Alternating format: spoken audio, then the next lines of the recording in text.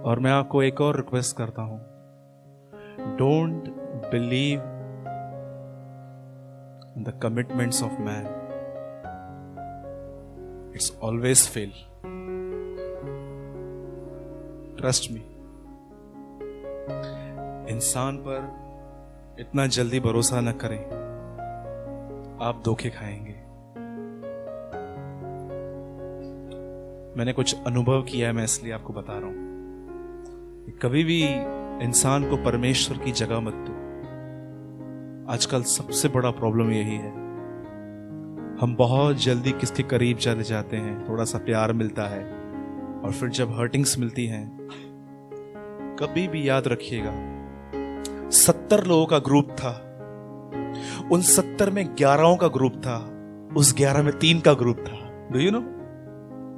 कितने लोगों ने गॉस्पेल्स में ये बातें पढ़ी हैं? 70 लोगों का ग्रुप था, 70 में से 12 लोग, 12 में से 3 लोग। क्यों प्रभु यीशु 3 के बहुत करीब था? जानते हो क्यों? क्योंकि 3 ऐसे थे जो उसकी बातों को बहुत अच्छा रिस्पॉन्ड करते थे। कभी आप सोचो, मैं आपको कहां विजिटिंग पे लेके जाऊं और मैं दिनेश और आकाश को लेके जा रहा हूं, और सोचो मैं दिनेश को बोलता हूं बेटा आप बाहर जाओ, क्या उससे हर्ट नहीं होगा? सोचो जब यायर के घर में यीशु मसीह गया, उसने सबको निकाल दिया, अपने 9 चेलों को भी। आप सोचो जब उसने उनको कहा होगा तुम सब बाहर जाओ, वो लोग सोचते नहीं होंगे कि यार ये तो पार्शियलिटी है? लेकिन आपको पता है, करीब जाते हैं वो लोग जो परमेश्वर की बातों को बहुत करेक्ट वे से लेते हैं, बहुत करेक्ट वे से। मैं हैरान हो गया स्टडी करते समय, 70 लोगों का ग्रुप, 70 में 12, 12 में 3 ग्रुप्स। आप पढ़ के देखिए, ये मेरा बाइबल नहीं है, ये हम सबों के पास सेम बाइबल है। कई लोग कहते हैं ब्रदर वो बातें जो हम पढ़ते हैं हमको नहीं दिखाई देती, आपको क्यों दिखाई देती है? मैं उनको एक ही बात बोलता हूं, मैं अपने लिए पढ़ता हूं, इसीलिए आप ज्ञान के तौर पे पढ़ते हो। आज आप देखो लोगों के जो क्वेश्चंस निकलते हैं ना बाइबल स्टडी के अंदर, आप देखो ज्यादातर वो सवाल जो है ना वो लाइफ से जुड़े हुए नहीं है, बस नॉलेज से जुड़े हुए। इसका मतलब क्या, उसका मतलब क्या, ठीक है मैं आपको बता दूंगा इसमें उन्नति क्या होगी आपकी। इसलिए आपके ज्यादातर जो सवाल है ना वो जीवन से जुड़े होने चाहिए। ब्रदर क्या आप मुझे बता सकते हो कि मेरे अंदर से पैसों का प्रेम कैसे निकले? ब्रदर मैं आपको सच कहता हूं, मुझे है ना दूसरों के लिए उनके पीठ के पीछे बात करने की बहुत आदत है, मैं इसमें से कैसे बाहर आऊं? पर आप देखो आजकल ऐसे सवाल बहुत कम उठते हैं। मैं आऊंगा वर्ड में, अभी मेरे पास 25 मिनट्स और हैं बात करने के लिए। मैं आपसे एक सिंपल सा क्वेश्चन पूछता हूं। मैंने अपनी नजर घुमा ली है, आज लगभग सभी लोग पुराने हैं, तो मैंने परमेश्वर से प्रेयर की प्रभु कुछ पुरानों के लिए दे। एंड आई थैंक गॉड कि जब भाई वर्शिप कर रहे थे तब मुझे प्रभु ने एक वर्ड दिया। ठीक है मैं शेयर करूं? ओके आज हम प्रचार नहीं करेंगे, we speak heart to heart, दिल से बात करेंगे। ठीक है सुनिए, समझो मैं आप सबों को 2017 में पीछे लेके जाऊं, उस पहाड़ पर जिसका नाम था गुलगत्ता अर्थात खोपड़ी का स्थान, और वहां पर एक नासरी लटक रहा था, उसके बदन पे कीले थे, उसका पूरा बदन फटा हुआ था, उसके बॉडी में से कीले बह रहे थे, कीले लगे हुए थे, और वो लगभग मर चुका था। अब मैं आप सबसे वहां पर आपको लेके जाता हूं और मैं आप सबसे पूछूंगा, वहां देखिए ये प्रभु यीशु मसीह है, ये हमारे लिए मरा। मैं आपसे पूछता हूं, अगर मैं आपको क्रॉस के सामने लेके जाऊं, आप सबसे खूबसूरत चीज वहां पर क्या सीखोगे? उसके बदन को देखकर जो लकड़ी पे एक मेमना चढ़ाया गया था। आपको पता है 99% लोग क्या एक ही बात लर्न करेंगे, और ये बात सही भी है, प्रभु ने मुझसे कैसा प्यार किया, वह मेरे लिए मारा गया, मेरी पनिशमेंट उसने ऊपर उठाई। लेकिन मैं आपको एक और चीज दिखाऊं, क्रूस पे जब प्रभु यीशु मर गया तब लिखा है कि एक बाला लिया गया। डू यू नो बाला? एक लकड़ी होती है, उसके ऊपर इतना ट्रायंगल में इतना बड़ा एक लोखंड रहता है, लिखा है वो उसके बॉडी में किडनीज के बाजू में डाल दिया गया, और लिखा है वहां पर से ब्लड और वाटर निकला। मैं ये चीज लर्न करना चाहता हूं, क्योंकि मैं ऐसे हजारों लोगों को जानता हूं जो ये विश्वास करते हैं प्रभु यीशु मेरे लिए मरा, लेकिन वो उसके लिए जीना नहीं चाहते। वो सेल्फ सेंटर्ड है। आज भी सेल्फ सेंटर्ड समझते हैं। जब गुमराह पुत्र वापस आया तो बड़े बेटे ने क्या कहा?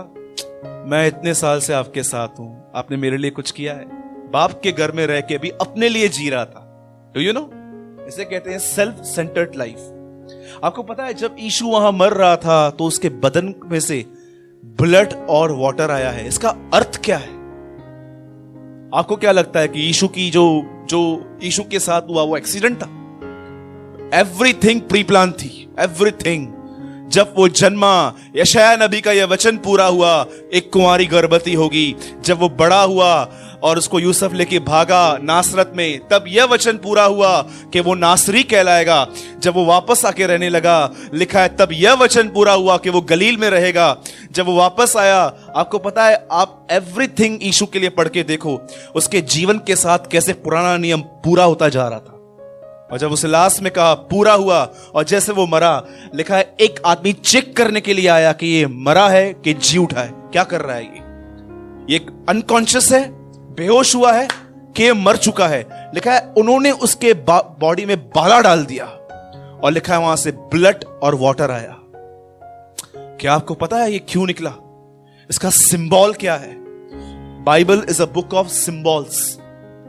इसमें सिर्फ सिंबल्स दिए गए हैं, लेकिन इनका अर्थ आपको पवित्र आत्मा समझाता है। मैं हैरान होता हूं उन लोगों को देख के जो सिर्फ बुक्स पढ़ते रहते हैं, सिर्फ books books books books, Bible नहीं पढ़ते। हर चीज को समझने के लिए बुक्स में जाते हैं। यू नो, अगर आप सिर्फ बुक्स ही पढ़ते रहते हो ना, आपने पवित्र आत्मा की जगह बुक्स को दे दी है। कितनी बड़ी बात है कि बाइबल का ऑथर, बहुत लोग पूछते हैं भाई सूरज आप बाइबल कॉलेज में क्यों नहीं गए हो? मैं उनको बोलता हूं बाइबल का ऑथर मेरे अंदर रहता है, मैं कहां जाऊं यार, मुझे उनसे सीखना चाहिए। इसलिए मैं कुछ भी नहीं देखता हूं, नो वीडियो, नो टेप्स वगैरह, कुछ भी नहीं। I just read Bible. अब मैं आपसे एक बात पूछता हूं, अगर आप उस क्रूज पे जाओ और आप देखो कि प्रभु यीशु के बदन से ब्लड और वाटर दोनों निकल रहा है, आप इसमें से क्या लर्न करते हो? What you learn? आपको पता होगा ना, आदम की पत्नी हवा भी यहां से निकली थी, पसली से। लिखा है उसमें से पसली निकाली गई और उसमें मांस फूका गया। और जब दूसरा आदम, पौलुस कहता है, जब वो वहां पर मरा तो उसके यहां से भी वही उसी चीज उसी जगह ब्लड और वाटर निकाला गया।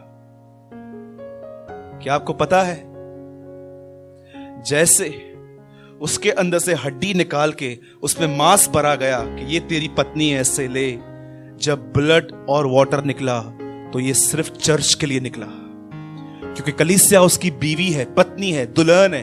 अब सुनिए, जब यीशु का खून बहा तो इसलिए बहा ताकि आपने जितने भी पास्ट में पाप किए थे, जितना भी सिन किया था, वो सब मिट गया।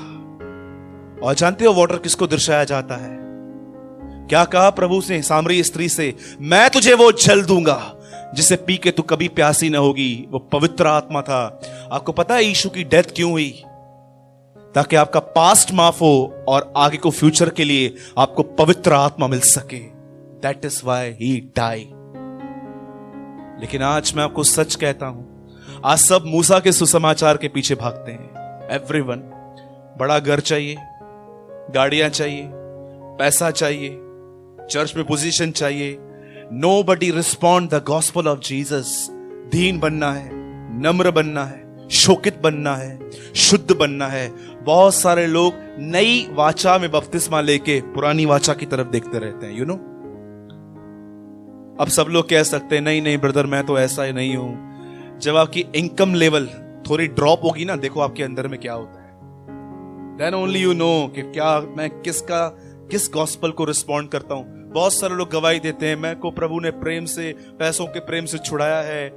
और जब उनकी कमाई का थोड़ा अंश कम हो जाता है ना, ऑलरेडी बहुत कुछ पड़ा है घर पे, लेकिन जब वो देखते हैं ना थोड़ा कम कमा रहा हूं मैं, आप उनकी हालत देखो। जानते हैं क्यों? मैंने पुराने लोगों को देखा है शैतान ने उनको अंधा करके रखा है। तू अच्छा विश्वासी है। मैं आपको सच कहता हूं, ये जीसस इस लाइफ चर्च की एक टेस्टिमनी है। यहां पर आने के बाद बहुत सारे लोगों ने मुझे ये बात कही कि भाई, हमें लगता था कि हमारा उद्धार हो चुका है, लेकिन यहां पर आके पता चला कि एक्चुअली हमारा उद्धार नहीं हुआ है। सच कह, ऐसे बहुत सारे लोगों ने मुझे ये बातें कही थी कि यार, इससे पहले हमको लगता था कि हम आत्मिक हैं, लेकिन यहां पर आके मालूम पड़ा था यार, यशायाह की तरह हमारे अंदर अशुद्धता भरी पड़ी है। ये स्टैंडर्ड किसने, बहुत कम लोगों ने सुना है। मैं आज आपसे एक बात पूछता हूं, सच बताइए, आप में से कितने लोग ब्लड और वाटर के पीछे भागते हैं? हाँ, मुझे बहुत मजा आता है ये वचन पढ़ने में, जब प्रेरितों के काम में पौलुस इफिसियों की कलीसिया को दूसरों को हैंडओवर कर रहा था। आप जानते हो उनको लास्ट वर्ड वो क्या कहता है? पवित्र आत्मा तुम्हें अध्यक्ष ठहरा रहा है। जैसे हमारे चर्च में 2 अध्यक्ष हैं, एक भाई प्रदीप चांदवानी है, एक दिनेश तलरेजा है। ये लोग ऐसे हैं कि मैंने इनमें देखा कि सचमुच इन्हें कलीसिया की चिंता होती है। मैंने सचमुच इनके अंदर ये बात देखी कि अगर कोई भाई प्रभु से दूर जा रहा है तो उनके मन में चिंता होती है कि आखिर क्यों ये परमेश्वर से दूर जा रहे हैं। इनके अंदर कोई बाइबल नॉलेज कोई बड़ा नहीं है। मैं आपको ऑनेस्टली कहता हूं, दिनेश सवालों से भरा पड़ा है। आज भी बहुत सवाल पूछता है, ये क्यों लिखा है, ये क्यों लिखा है। बट जानते हो सच्ची और अच्छी चीज इनके अंदर क्या थी? इनको भेड़ों की चिंता थी। इनको इस बात की चिंता नहीं थी कि कोई किसी और कलीसिया में जा रहा है। नो, बस इनको इस बात की चिंता थी कि ये लोग परमेश्वर से दूर नहीं होने चाहिए। They are a true elders. इन्हें कहते एक सच्चे वक्ता। आपको पता है बहुत सारे लोग इस बात को नहीं समझ पाए हैं कि ब्लड और वाटर क्या है। आप जानते हैं, एज अ बिलीवर, आप में से जितने लोग यहां बैठे हैं, आपको जिज्ञासा होनी चाहिए हर दिन पवित्र आत्मा से भर के जीने की। अगर आप ये डिजायर खो चुके हो, आपके अंदर बहुत अलग डिजायर है। बॉम्बे में मैं आपको इतने बिलीवर्स दिखा सकता हूं जो आजकल यहां पर क्रॉस छाप के घूमते, tattoos. Jesus says bear the cross and they wear the cross. यीशु ने कहा क्रूस उठाओ और एक क्रूस पहन के चलते हैं।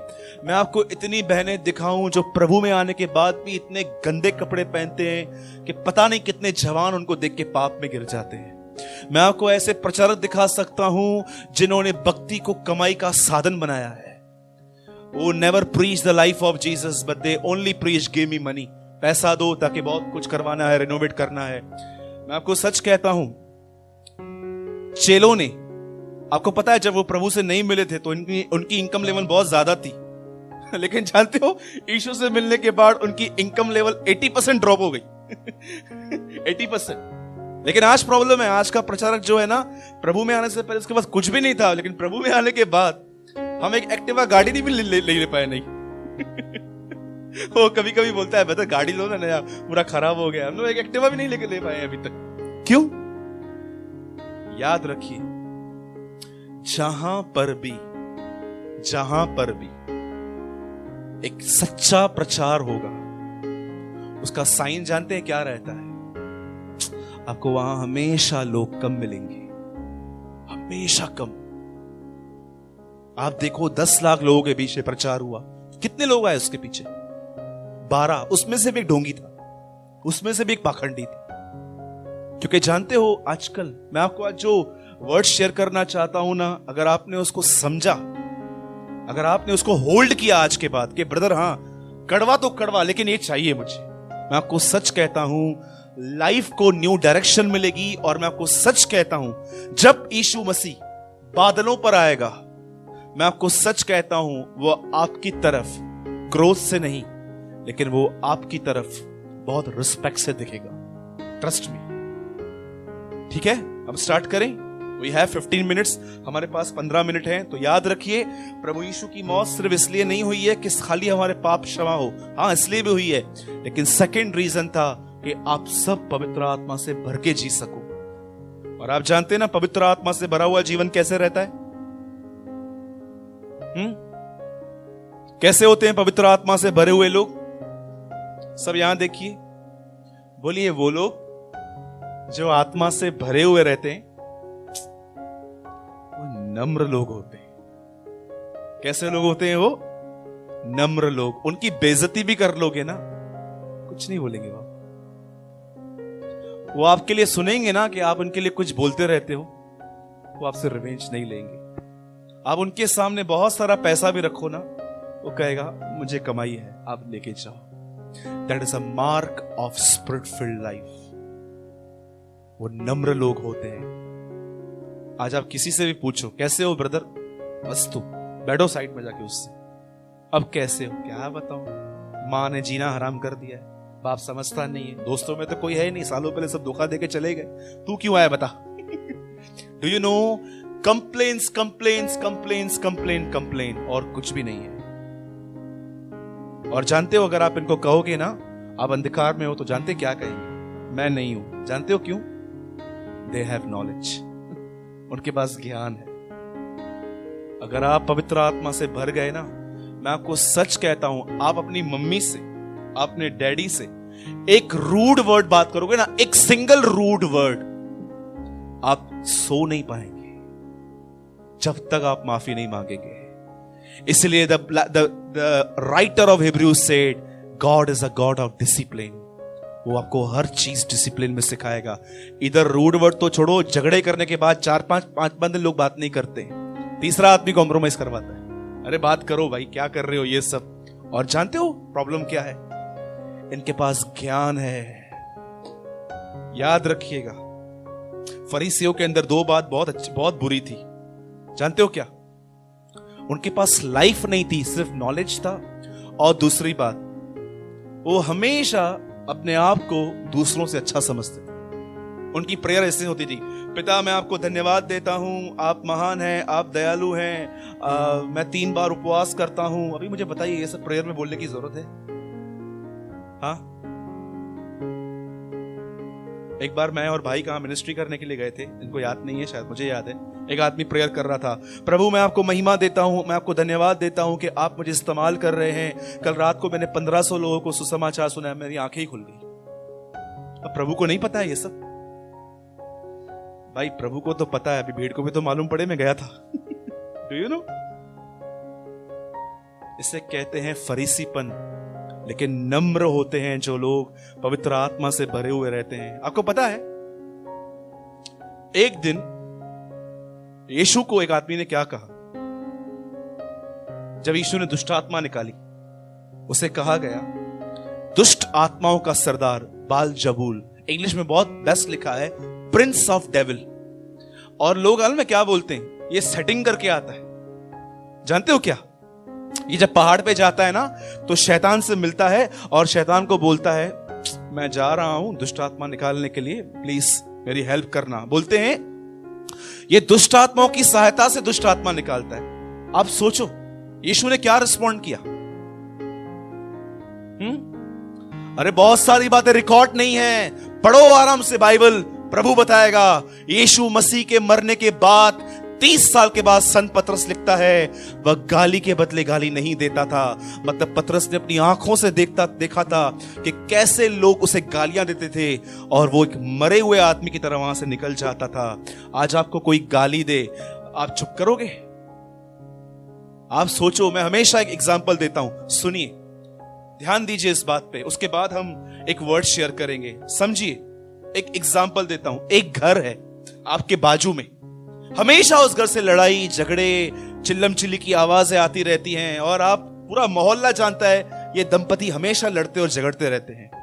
आप जब भी निकलते हैं शाउटिंग शाउटिंग, झगड़ा लड़ाई झगड़ा। फिर आप दूसरे दिन निकलते हैं फिर से झगड़ा, तीसरे दिन निकलते हैं फिर से झगड़ा। लेकिन एक दिन आप मॉर्निंग में उठे और आपने देखा कोई झगड़ा नहीं है, अगले दिन उठे फिर से झगड़ा नहीं है, तीसरे दिन उठे कोई झगड़ा नहीं है, चौथे दिन आपने किराने वाले से पूछ ही लिया भाई क्या बात है आजकल झगड़ा नहीं है? हाँ साहब अभी झगड़ा इसलिए नहीं है, मालिक मर गया। क्या हो गया? वो जो झगड़ा करता था ना मालिक, वो मर गया। मैं आप सबसे पूछता हूं, ये एक घर है, इसके अंदर आप रहते हो, पुराना मालिक मरा है कि नहीं मरा है? हाँ जी, कितने लोग का पुराना मालिक मरा है? आइए हाथ उठाइए। हाँ जी, इसलिए पौलुस कहता है आई क्रूसिफाई, मैं क्रूस पे चढ़ चुका हूं। वो ये नहीं कहता है पौलुस मर गया है, वो बोलता है मेरे पास एक स्वभाव है, मैंने वो इंप्रूव नहीं किया है, बोलता है मैंने उसको क्रूस पे चढ़ा दिया है। लेकिन पूरा नया नियम कहता है अपने आप को क्रूस पे चढ़ा दो। बोलो यीशु मसीह की। मैं जानता हूं ये बातें बहुत हर्टिंग्स करती हैं, लेकिन याद रखना, कड़वी दवाई बहुत अच्छा असर करती है। ठीक है।